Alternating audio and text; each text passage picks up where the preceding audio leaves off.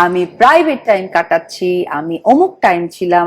আমি বাচ্চাকে নিয়ে আমি সাকিব একসাথে আমরা রুমে টাইম স্পেন্ড করছি, তো সেখানে হয়তো মানে উনিও এসেছে, উনি এসে নক করেছেন, ওনার সাথেই ছিলেন আব্রামকে নিয়ে, তো এরকম তো হয়েছে আসলে।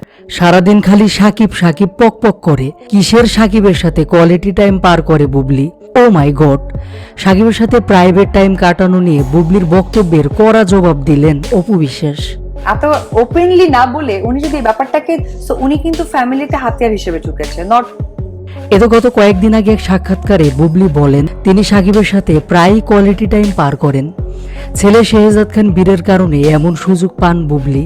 সাক্ষাৎকারে বুবলি আরো বলেন, আমি সাকিব যখন একই রুমে কোয়ালিটি টাইম পার করি তখন এমন অনেকবার হয়েছে যে জয়কে নিয়ে অপু বিশ্বাসও সেখানে এসেছে। এদিকে এবার অবশেষে বুবলির এমন কথার জবাব দিলেন অপু বিশ্বাস। এবার সাক্ষাৎকারে বুবলির উদ্দেশ্যে অপু বিশ্বাস বললেন, নিজের পরিচিতি বাড়াতেই সবাইকে ব্যবহার করছে বুবলি। আমি প্রাইভেট টাইম কাটাচ্ছি, আমি অমুক সময় ছিলাম, আমি অমুক ভাবে ছিলাম। অপু বিশ্বাস এসে নক করেছেন, তার সাথে জয় ছিল। এতে আসলে কি বোঝা যায়? এত সরাসরি না বলে উনি যদি 3 কথাই বলে দিতেন, ওনার স্মার্টনেস কিন্তু ওখানেই বোঝা যেত। একটা মেয়ের ব্যক্তিত্ব কিন্তু অনেক বড় ব্যাপার।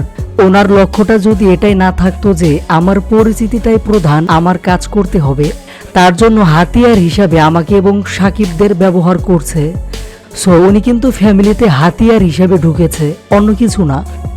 সব মিলে সাকিবের সাথে প্রাইভেট টাইম কাটানো নিয়ে বুবলির বক্তব্যের জবাব দিলেন অপু বিশ্বাস। তবে কি বুবলি আদৌ সাকিবের সাথে কোয়ালিটি টাইম পার করেনি? সব বুবলির মিথ্যা বানোট কথা? প্রিয় ভিউয়ার্স, অপু বিশ্বাসের কথায় আপনাদের কোনো মন্তব্য থাকলে অবশ্যই কমেন্ট করে জানাবেন।